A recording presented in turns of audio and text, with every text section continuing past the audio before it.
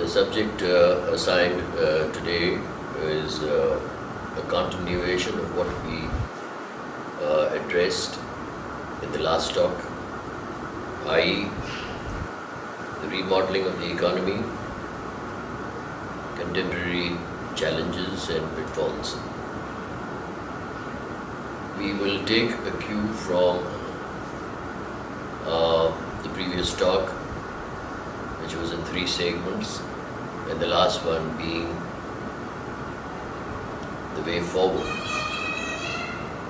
Now, before we address the way forward, there are 2 fundamental things which need to be further deliberated upon. The first one being that from the perspective of the Islamic ideology and therefore the Constitution of the Islamic Republic of Pakistan,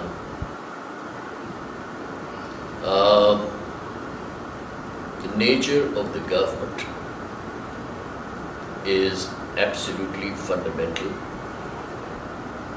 for all of us to understand, adhere to, and endorse. Governments, by definition in the nation-state format of the world today, that manages the huge population of 7.5 billion people in about 183 political territories. In the predominant lot, we see that the governments are in office to rule and not to serve.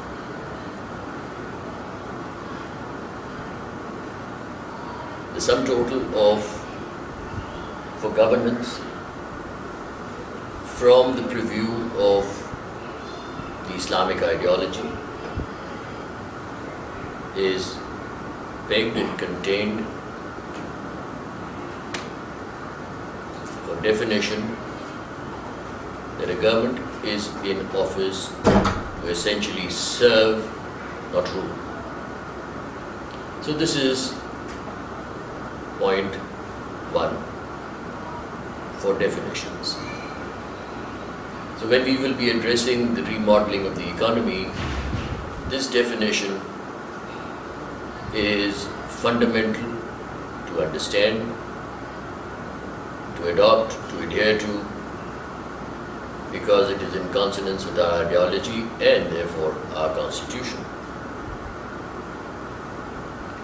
When we relate this particular requirement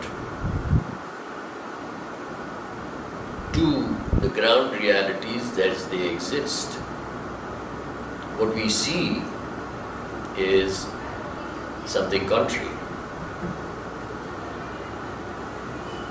So when Pakistan came into being,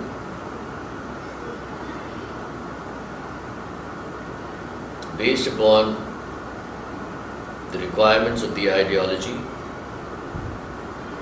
it became very clear that it is a homeland for Muslims of all descriptions, types, kinds, creeds, ethnic variations, and religious divisions, but essentially for Muslims as monotheists on their own land.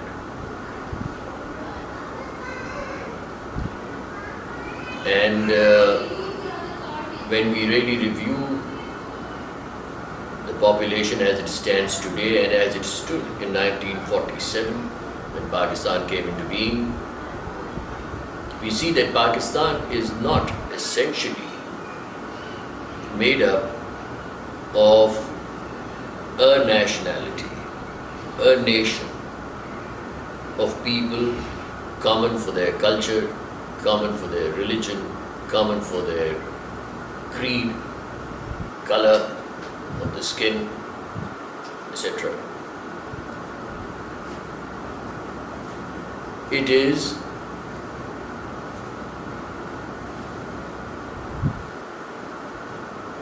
it's a population which is multiracial. Multiracial populations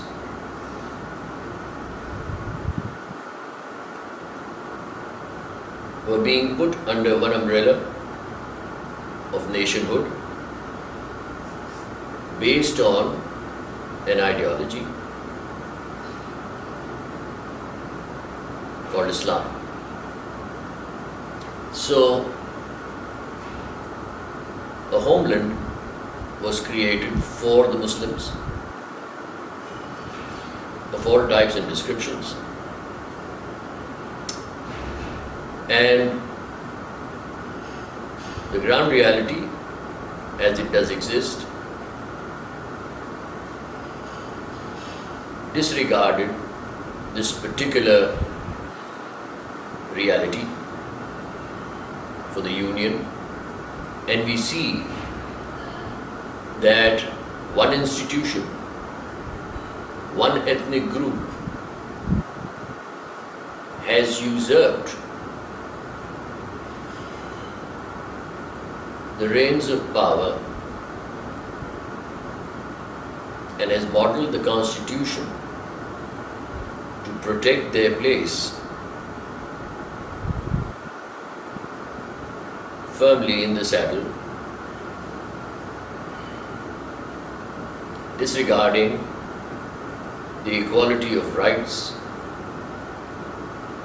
and the equality of well-being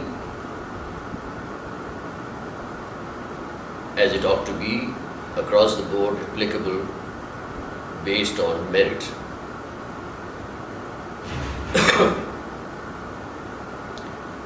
And this is where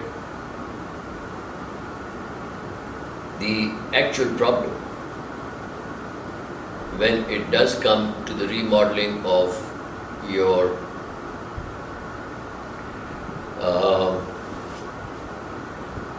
economy, is has to be addressed. This happens to be at the root of the problem, because when you have a small set of people disregarding merit and holding on to power, they are in effect indulging in a form of oppression and human right abuse together. So all factors of development, research, education, well-being, leadership are compromised, and the power that be that seeks to govern, that seeks to rule,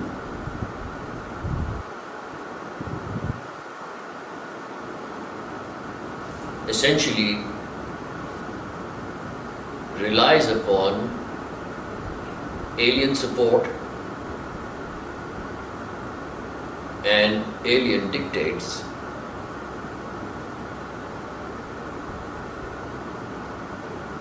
without which they obviously cannot perpetuate their rule or remain in office. Now, this is detrimental beyond any question of doubt, because even if we reflect on the history of human civilization, starting from the Sumar Valley to the latest civilization as referred to by the sociologists, the American civilization, we will see that they found a recipe, being non-Muslims, they found a recipe in the provision of equality for opportunity, equality for law, and economic well-being. So if you visit the United States of America today, you will see Hispanics, Mexicans, Asians, the Irish, the Red Indians, as they are called, and the blacks from Africa, all being governed by the same set of laws, and therefore they are referred to as the latest civilization on the planet. In the Pakistan case, this is not applicable. This has been resisted, and the status quo is fiercely defended, and it is time, 7 decades down the road, that merit should replace usurpation, should replace alien dependence, should replace hegemony, should replace the division of society into a variety of religious sects, provincial identities, and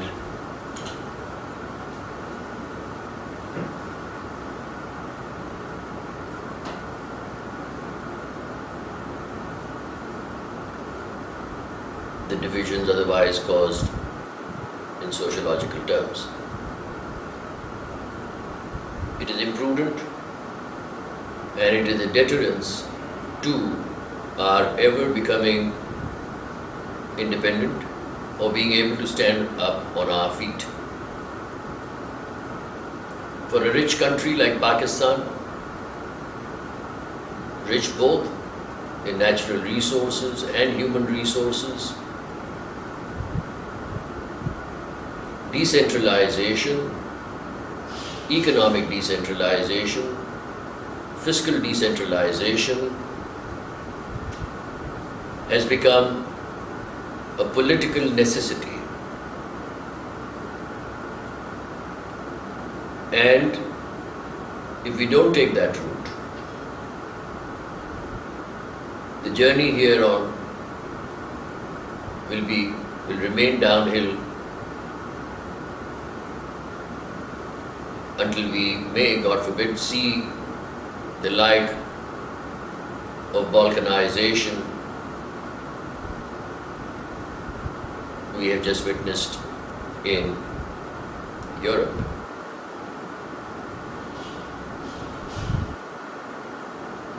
With this prelude on the way forward,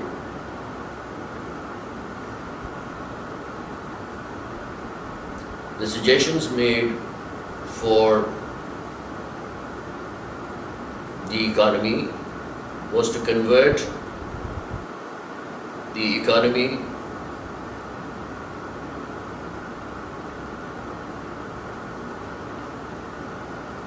into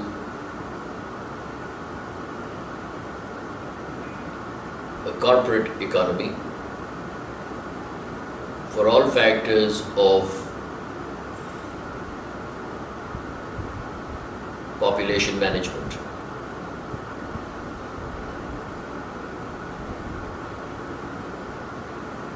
It is not the people from amongst the army, It is not the people from amongst Punjab, it is not the people from amongst Sindh, Kashmir, Balochistan,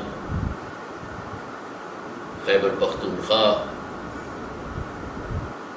Baltistan, that should lay claim to governance. The claim to governance must essentially come on the basis of merit and merit alone. This will only happen when the definition of the government shifts from being rulers to being servants. So in modeling, indigenously modeling the basis of governance in this country, will the economy get remodeled, and we will see the way forward in very clear perspective, in very clear vision, and that is what has been proposed recurrently, not only by me, not only in my book, but by other thinkers, other writers, other patriotic Pakistanis who have settled for the absolute notion that unless we strengthen ourselves within, will we ever be able to make a respectable place for ourselves in the community of nations as they do exist. In remodeling the economy for corporate Pakistan, what has been proposed is 100% urbanization.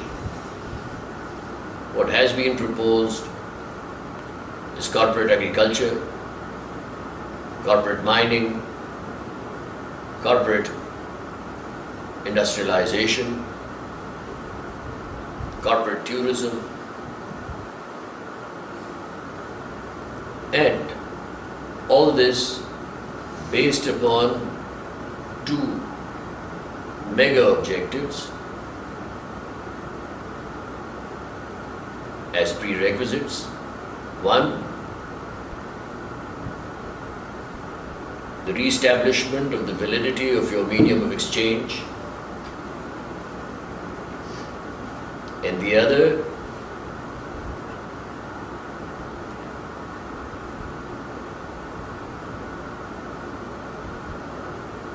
is a preferential alliance with people, with societies, nation states that share a common ideology, a common faith, in consonance with the injunctions of Islam.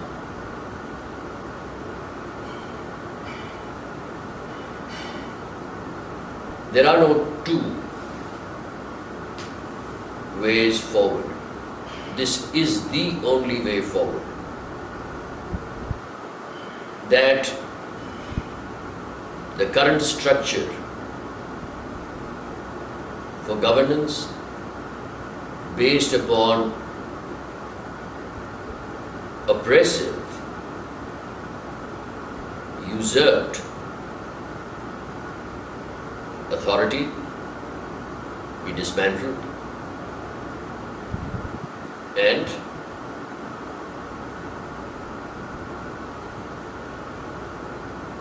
the revaluation and replaced by merit, and next the revaluation of our medium of exchange. The asset base in Pakistan, from the perspective of natural resources and human resources, are ample.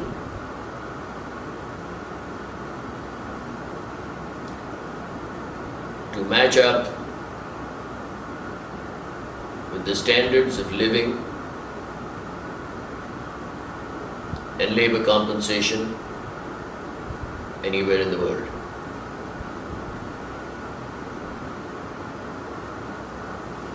A word about inherited laws from the times of the British Raj is also important here.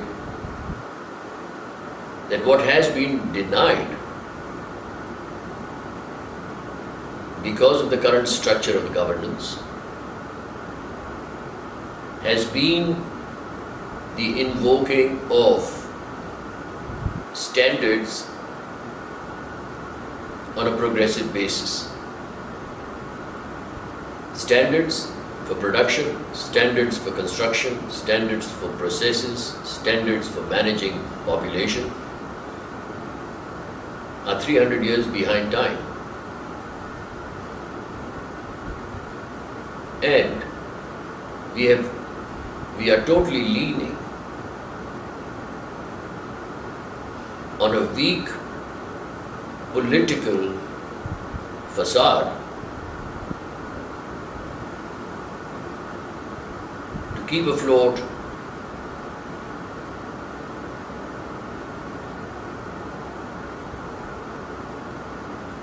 our acceptability in the community of nations,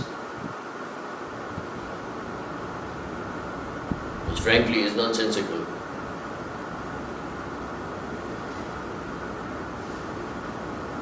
The population of this country of 221 million plus is contributing in taxes to uphold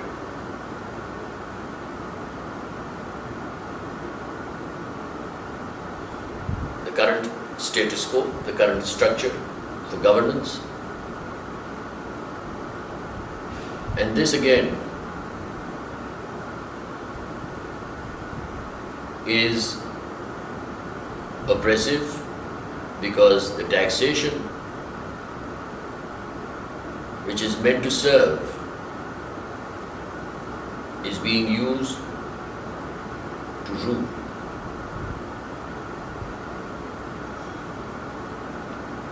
It is only when the people are able to exercise their liberties and their free will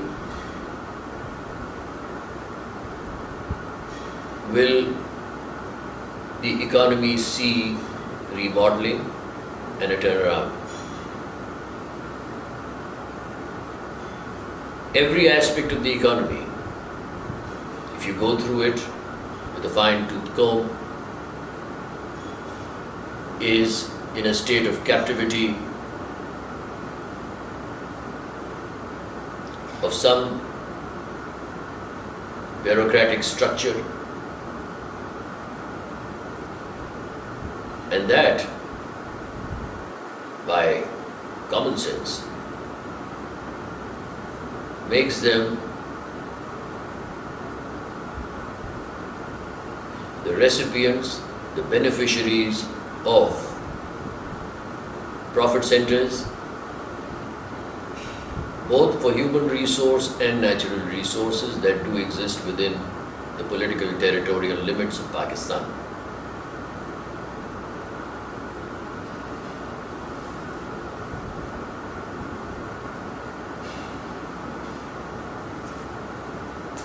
Corporate Pakistan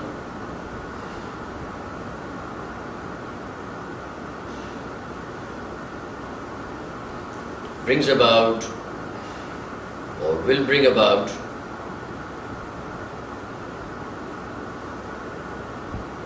international acceptability and will create an island of strength both from the perspective of economic validity, being natural resource rich, human resource rich, and also in tandem will strengthen the armed forces to protect the indigenous model.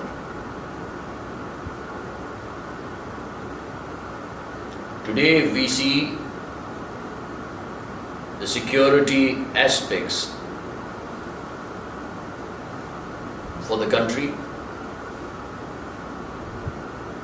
we will see that they cannot be sufficiently paid and that they are totally reliant upon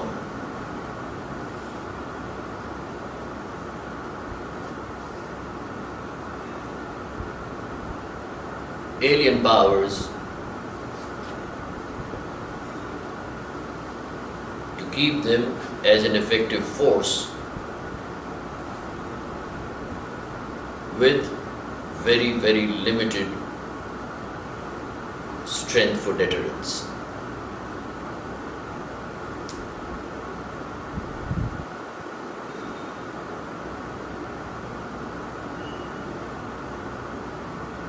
Time is of the essence,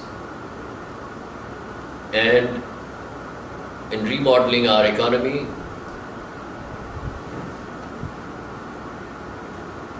we have to ensure that the institutions of the state individually do mind their own business. And similarly,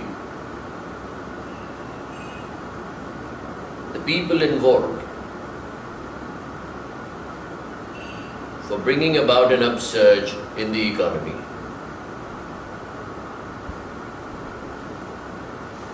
have to have the requisite liberties with them to do so. Political constraints, conditionalities of donors, the notion of superpower bullying and their political objectivities have to be set aside, ignored, disregarded when the factors of remodeling of the economy have to be addressed.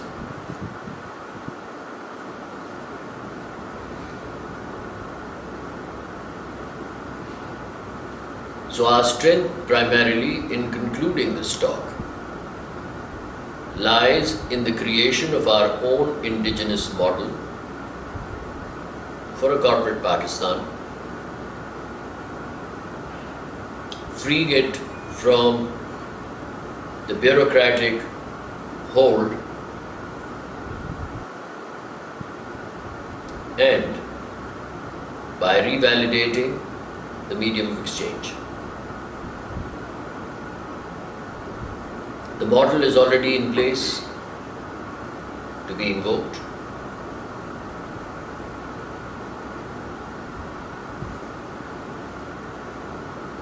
The political will is absent, and it is absent because the medium of exchange stands compromised. It does not represent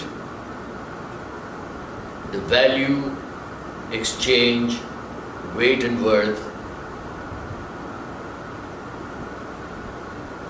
for the natural resources the country has, or for that matter, the human resources the country is accessible to.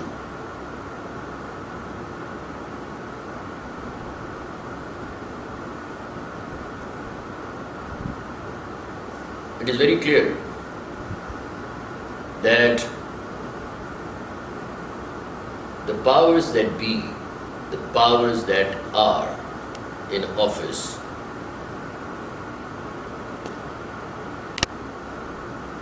decentralization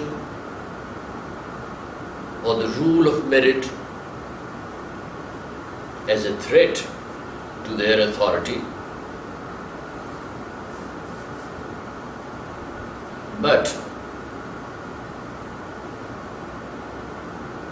Their reservations are without any consequence, because what we are seeing or what we are looking at is a handful of people in hundreds, couple of hundreds, by comparison to the well-being, welfare, security needs of 221 million people.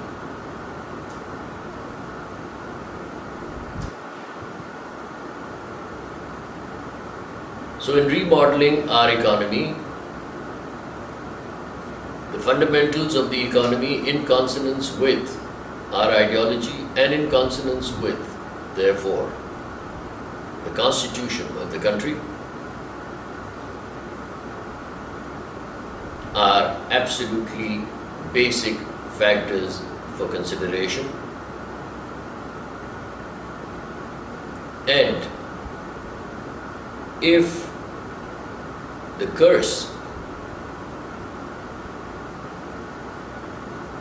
this diabolic syndrome of a debt-prone economy has to ever change, we have to, beyond any question of doubt, revalue our medium of exchange.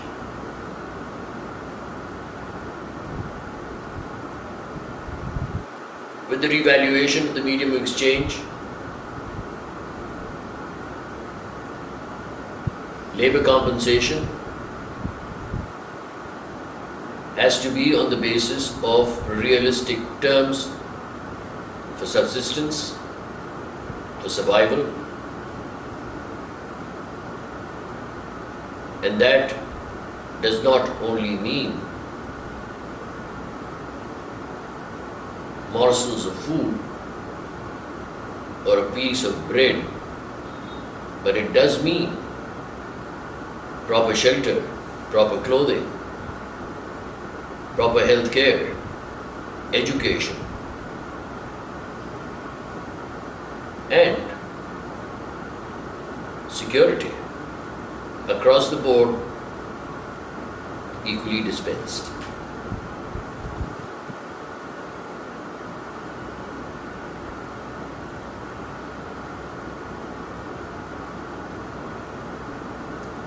So if the economy is put as the priority,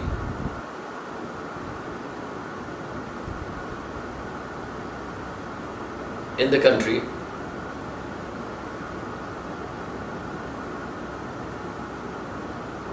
the hegemonic rule by a small bunch of people will automatically get diluted, and your indigenous model for managing your economy on the basis of serving a population will find a place, an indispensable place in the community of nations, serving both security concerns or security needs and well-being.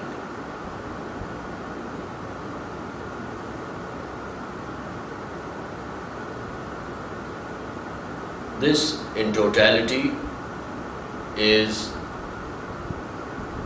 how we need to address the remodeling of our economy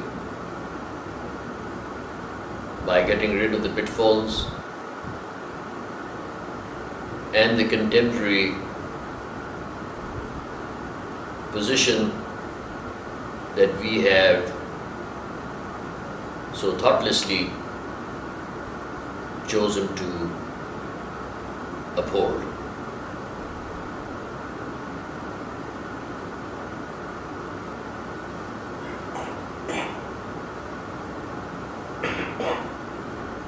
In real analysis,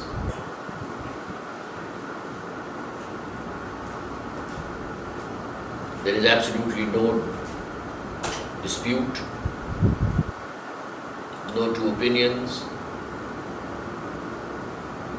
that our independence, our entire existence as a nation state today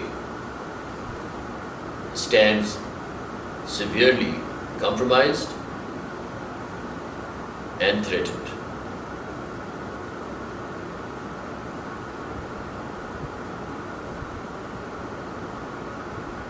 All laws that prevent merit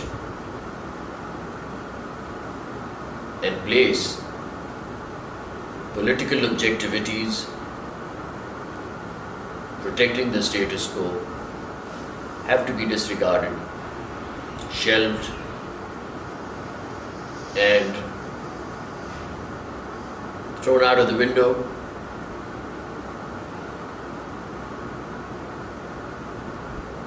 Because in essence, they represent nothing except misery.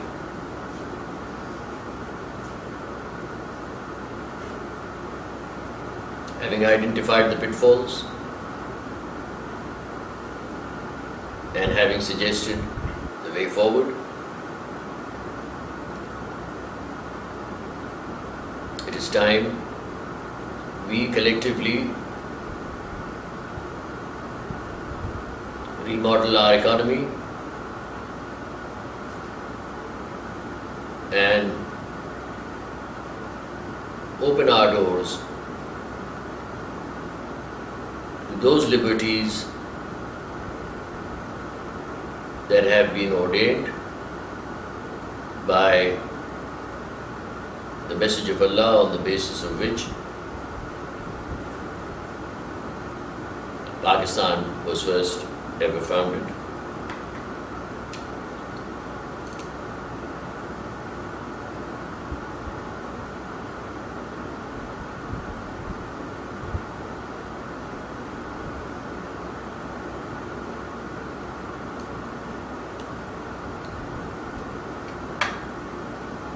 In selling your model,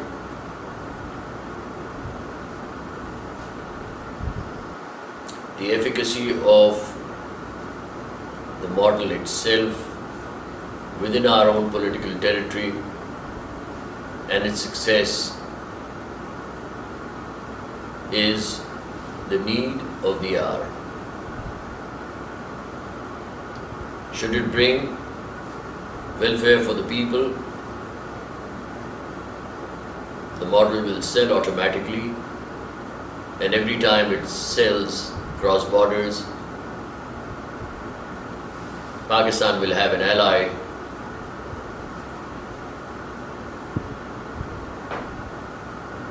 inching its way forward towards the founding message of Islam that treats the Muslim people as one nation and the rest of the world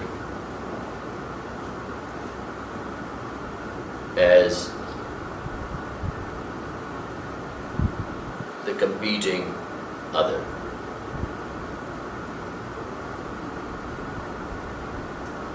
This is all I had to add in the second part of the remodeling of the economy. Thank you.